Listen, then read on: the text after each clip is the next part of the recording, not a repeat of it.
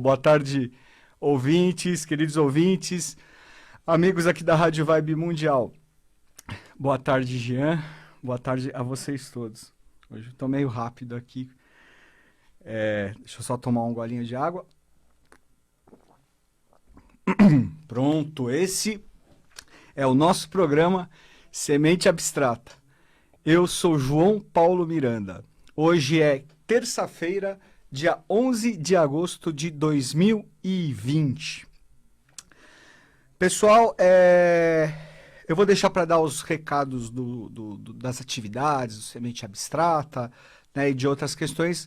No final, vou começar já a entrar no tema do nosso programa de hoje. Eu espero que seja do agrado de todos vocês. Eu particularmente gosto muito porque nós vamos entrar hoje num ponto relacionado diretamente aí com a cultura pop, né? Com o cinema. Existem tantos filmes, né? Existem tantos diretores aí com muitas relações com questões ocultas, né? Ocultismo, hermetismo, e é um assunto que não é muito explorado, pelo menos aqui no Brasil. Ainda em outros países, como nos Estados Unidos, é mais explorada essa parte. Aqui no Brasil ainda não, né? Então é bastante oportuno, por que não, fazermos aí algumas considerações, algumas reflexões, e trazer alguns elementos interessantes aí com relação a elementos da cultura pop. Lembrando que o antigo Núcleo 137, fundado aí em 2013, saudoso também, Núcleo 137, quando nós três, né, no caso Ademir, Thiago e eu, nos reunimos para idealizar esse projeto e levar adiante. Ele teve duração de 5 anos. A nossa primeira ideia foi realmente focar em elementos da cultura pop. Então, pessoal, sem mais delongas, hoje nós vamos falar um pouquinho sobre a obra, o legado e o trabalho de um dos maiores diretores de cinema, o senhor Stanley Kubrick. Acredito que a maior parte de vocês deve conhecer, e acredito também que muitos de vocês devem ter visto pelo menos um ou dois filmes de Stanley Kubrick. Isso realmente ele é considerado por todos, pela crítica especializada e por quem gosta de cinema e até por quem não gosta de cinema, ele é considerado um dos grandes. Ali, né, pode estar junto, provavelmente, com Akira Kurosawa, né, com Andrei Tarkovsky, o russo maravilhoso Andrei Tarkovsky, Ingmar Bergman, aí tem esses grandes artistas que se dedicaram aí à sétima arte. Tá bom, pessoal? Stanley Kubrick nasceu em Nova York. Ele era norte-americano, numa família judia de Nova York. Nasceu no dia 26 de julho de 1928 e morreu na Inglaterra, onde ele morava, em 7 de março de 1999, já há 21 anos. Ele dirigiu ao todo, pessoal, apenas 13 filmes, porque uma das suas marcas era justamente o perfeccionismo. Ele era um grande perfeccionista. Como um grande artista, ele era um grande perfeccionista. E existe um fato curioso, que os seus filmes mais importantes, os filmes mais significativos da carreira de Stanley Kubrick foram feitos entre 1964 e 1999. Quer dizer, um período de 35 anos. Em 35 anos ele produziu e dirigiu apenas 7 filmes. 7 filmes que estão, né, dentre os mais importantes da sua carreira. Começando com o Doutor Fantástico, de 1964, que é uma comédia sobre a Guerra Fria, interessantíssimo, é uma obra-prima, com um elenco fabuloso, com o Peter Sellers, com o George C. Scott. É um filme realmente extraordinário e que trata, o Stanley Kubrick ele sempre tratou de temas incômodos, que traziam incômodos, que tocavam em pontos em que normalmente o mainstream, assim, né, a política, enfim, a sociedade não queriam muito dar atenção a esses pontos, entendeu? E ele tocava muito nisso. No caso do Doutor Fantástico, ele fala sobre a bomba atômica, né? A criação aí da bomba atômica, a Guerra Fria, a corrida armamentista, trazendo os cientistas alemães que foram para os Estados Unidos depois da Segunda Guerra Mundial, né? Muitos deles tinham sido ligados ao regime de Hitler, né? O regime nazista, e foram recebidos nos Estados Unidos, né? Nesse contexto aí da corrida armamentista e da Guerra Fria. Enfim, é um filme muito interessante. É uma comédia só na aparência. Tá muito, é um filme, realmente um filme muito bem humorado, mas com um pano de fundo muito sério, tá bom? Depois, seu filme seguinte é provavelmente, acho que provavelmente uma das, a sua obra-prima, 2001, Odisseia no Espaço, baseado no livro de Arthur C. Clarke. É um filme que não existem palavras para descrever a grandiosidade de 2001. O filme foi feito em 68, portanto há 52 anos, e até hoje é insuperável, inclusive em questões técnicas, considerando que em 1968 os recursos de computação gráfica, enfim, nem existiam ou eram incipientes, ainda muito rudimentares, né? Se eu estiver falando alguma besteira, depois vocês me corrigem.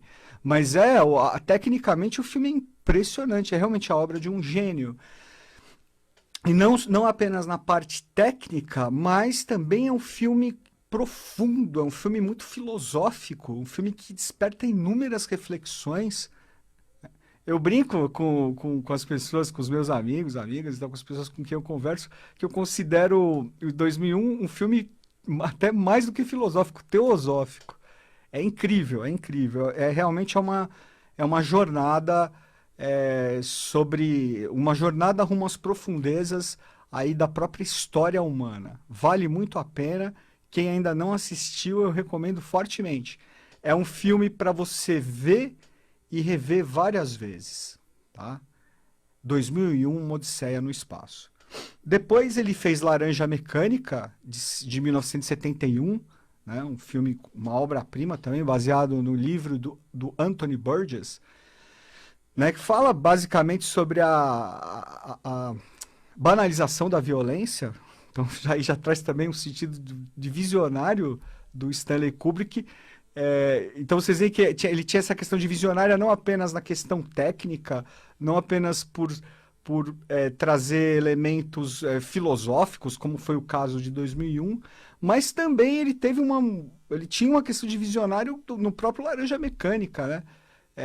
Considerando que o filme tem praticamente 50 anos e nós vivemos atualmente num mundo em que, infelizmente, a violência existe a banalização da violência. Então, só por esse fato, é um filme que já vale ser visto. Também é um grande filme.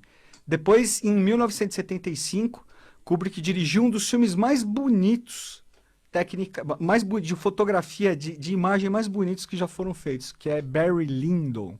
É um filme que foi muito mal recebido pela crítica na época, um filme meio mal compreendido, mas é um filme belíssimo, belíssimo. E é um espetáculo realmente de encher os olhos. Barry Lyndon, tá? Depois, 5 anos depois, em 1980, Kubrick lançou um dos seus filmes mais célebres, mais famosos, O Iluminado, baseado no livro do Stephen King, que, inclusive, com relação a esse fato, também o filme gerou muita polêmica, porque o filme é basicamente inspirado no livro do Stephen King. O Kubrick mudou substancialmente a história e o Stephen King ficou furioso. Até hoje o Stephen King detesta o filme. Mas aí são questões realmente pessoais entre os dois. O Iluminado é realmente uma obra-prima, é um grande filme. É, é um filme, a princípio, de horror, um filme de horror, terror psicológico, suspense e horror psicológico, sobrenatural, mas é um filme também de uma densidade, de uma profundidade e de uma beleza técnica, visual impressionantes. É um dos filmes, na época também do lançamento, o Iluminado foi muito mal recebido pela crítica. A maioria dos filmes do Stanley Kubrick foram mal recebidos pela crítica, principalmente os últimos, tá? Foram mal recebidos ou recebidos com muita frieza. E com o Iluminado também não foi diferente. O Iluminado foi se tornando um cult, foi se tornando um clássico com o tempo, né? Hoje é um ícone, hoje é um filme icônico. A atuação do Jack Nicholson é antológica. É o papel todas as pessoas que falam do Jack Nicholson, o primeiro papel, o primeiro personagem que vem à cabeça é o Jack Torrance do Iluminado, sem dúvida. Depois, Kubrick houve um hiato aí de 7 anos. Em 87 ele lançou Nascido para Matar, sobre as loucuras da Guerra do Vietnã. E apenas 12 anos depois ele lançou o seu último filme, em 1999, que foi o ano que ele faleceu. Em 1999 ele lançou De Olhos Bem Fechados, né, com Tom Cruise e a Nicole Kidman, que ainda estão os dois ainda estão no auge, mas naquela época eles estavam mais no auge ainda, no auge de suas belezas, de seus talentos, e também era o casal mais famoso de Hollywood naquela época. Tom Cruise e Nicole Kidman. De Olhos Bem Fechados também foi um filme mal recebido pela crítica, injustamente, porque é um filme que faz jus ao legado da obra de Stanley Kubrick. Stanley Kubrick, e daqui a pouco eu vou falar um pouquinho mais especificamente sobre o filme De Olhos Bem Fechados. E vocês vão entender por quê. Stanley Kubrick, como um grande artista, a obra de Kubrick ela forma um todo, ela tem um sentido. Um filme conversa com o outro. Os filmes de Kubrick, eles trazem significados mais profundos, eles trazem símbolos mais profundos. Ele trazia elementos ali que a pessoa percebe quando ela está com os olhos para ver, né? Quem tem olhos para ver vai conseguir enxergar e vai conseguir sentir e perceber a mensagem que o Stanley Kubrick está querendo passar. Se você simplesmente quiser ficar na superfície, por exemplo, e assistir o Iluminado e morrer de medo, né? Tudo certo, né? Faz parte e não tem nada de errado com relação a isso. Mas se você procura observar aquela história e observar os símbolos que estão por trás, se você procura observar com um olhar mais profundo, o Iluminado ou outros filmes de Stanley Kubrick, você vai perceber que existe algo maior ali. E mais do que isso, repito, que uma história, um filme conversa com o outro. Até por isso eu arrisco dizer que um filme quando você assiste um filme, né, depois você assiste um outro, você vai ver que determinadas coisas um conversa com o outro, existe uma convergência, existe um todo a esse respeito, tá? Existem, pessoal, pesquisadores, né? Existem pessoas que se dedicam a pesquisar, a analisar a obra de Stanley Kubrick. Não são poucos. E claro, existe muita coisa que vai no campo da especulação, né? E meramente das teorias conspiratórias, e isso é normal, mas existem também pessoas muito sérias e que fizeram pesquisa, que fizeram um trabalho muito legal, analisando com mais profundidade os filmes e a obra do Stanley Kubrick. Eu posso destacar o Jay Weidner, que é um pesquisador, é um cineasta e um hermetista norte-americano. Ele estudou com muito detalhe, estudou com muita profundidade os filmes do Stanley Kubrick. Ele produziu documentários, escreveu livros, ele é um pesquisador principalmente no campo da alquimia. Ele fala muito, ele pesquisou muito Fulcanelli, né, o misterioso Fulcanelli, que escreveu 3 livros, né, O Mistério das Catedrais, As Mansões Filosofais e os Finis Gloria Mundi, os 3 lançados no Brasil. São livros muito interessantes, tá? Quem tiver interesse, profundos, né? São livros falando de alquimia no sentido maior, mas são muito interessantes. Jay Weidner, então, portanto, é um exemplo, é um pesquisador muito sério e ele trouxe elementos muito interessantes. Vocês vão encontrar algumas coisas dele ali no YouTube, mas, infelizmente, né, os vídeos, as entrevistas, né, estão em inglês. E os filmes, os documentários de Jay Weidner também não são comercializados, infelizmente não foram comercializados e nem sei se vão ser comercializados no Brasil e traduzidos para o português, o que é uma pena. Quem sabe um dia, né? Fica aqui uma dica para alguém, de repente, quiser lançar aí o trabalho de Jay Weidner no Brasil. Quem mais, pessoal? Existe também um documentário, né, de 2012, se eu não me engano, que chama Quarto 237, ou Room 237. E esse documentário trata justamente sobre os supostos simbolismos ocultos existentes no filme O Iluminado. Os diretores, os roteiristas e diretores trabalham com a hipótese muito forte de que o Iluminado trazia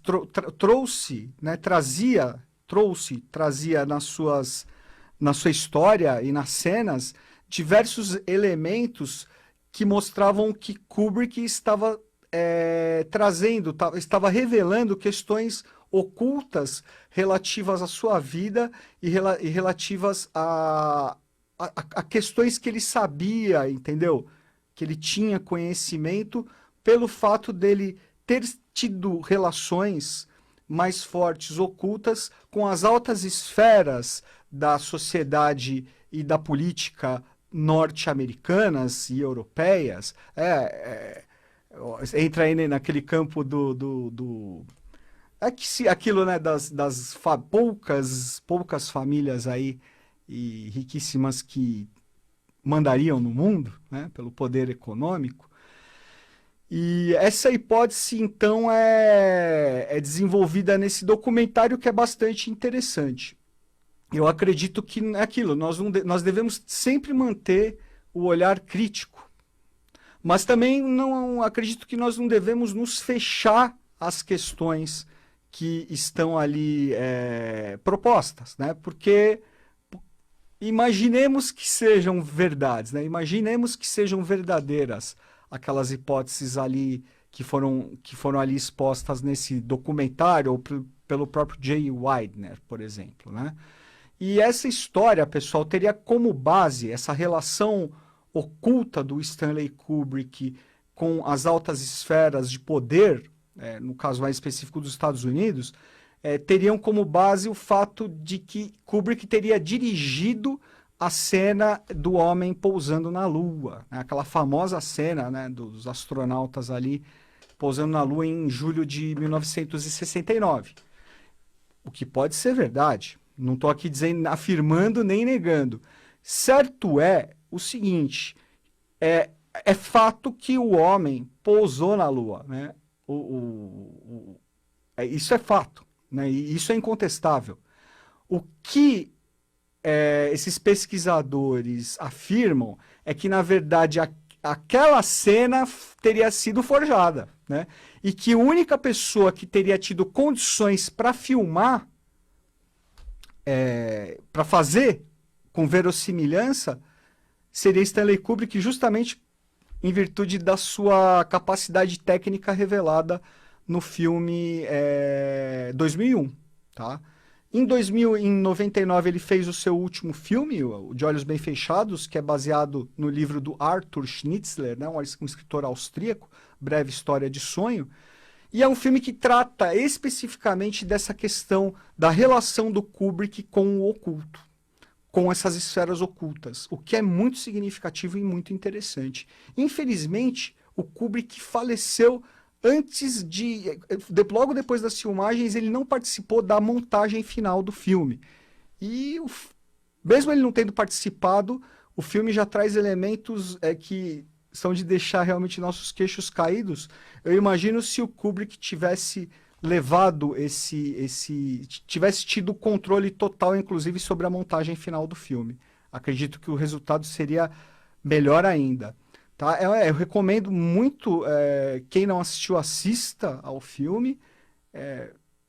Não é um filme de horror, mas é um filme que causa bastante temor. Tá? É um filme bastante atemorizante, diria. Porque trata realmente dessa questão de que, por exemplo, as altas esferas, as pessoas mais ricas aí, as mais poderosas do mundo, fariam, né, praticariam rituais ocultistas, né, e orgias, enfim. Pessoal, o papo tá muito bom, né, mas o tempo voa. Eu gostaria só de deixar registrado aqui que o mapa astrológico do Stanley Kubrick é muito interessante, tá? Ele era leonino e com ascendente lua em escorpião, e apenas por esses 3 elementos já se pode perceber que ele tinha realmente uma grande tendência a ter relações com altas esferas de poder. Ele tinha também o Sol no centro do céu ali, junto com Vênus, né? Logo depois Netuno, lembrando que Netuno é o planeta relacionado aí à arte cinematográfica. Enfim, eu estava fazendo uma pequena análise aqui do mapa do Stanley Kubrick, achei extremamente interessante. Ele tinha uma marca também de uma sensibilidade muito, muito, muito grande, muito grande. Nós podemos até em outra oportunidade analisar um pouco mais aí, se vocês gostarem desse programa e tiverem interesse em analisar com mais detalhes aí a carta astrológica, né, o mapa astrológico do grande Stanley Kubrick. Pessoal, o tempo voa. Vou deixar aqui os nossos recados. Quem tiver interesse, estão com as inscrições abertas para o próximo curso básico de astrologia, as bases de astrologia, teoria e prática. Vai ser um curso online que vai começar daqui a 2 semanas, no dia 25 de agosto, terça-feira, das 19h30 às 21h30. Serão 16 aulas. O curso se encerra em dezembro e as aulas serão online. Quem tiver, às vezes, alguma incompatibilidade de horário, pode se matricular com tranquilidade, porque as aulas ficarão gravadas e a pessoa inscrita terá acesso durante um bom tempo para poder estudar novamente, para poder rever as aulas, para poder esclarecer as dúvidas. Então, se você tiver interesse, vai ser uma jornada muito legal. Como eu sempre falo, serve para você, e você também pode estar começando a trilhar a senda de um novo caminho profissional, porque a astrologia profissionalmente é um caminho muito interessante, muito gratificante, tá? Então, se você tiver interesse, os ingressos estão à venda no Eventbrite, e para maiores informações, basta que você visite as nossas páginas no facebook.com/sementeabstrata, youtube.com/sementeabstrata e Instagram @sementeabstrata. Obrigado, pessoal. Boa semana para todos aí.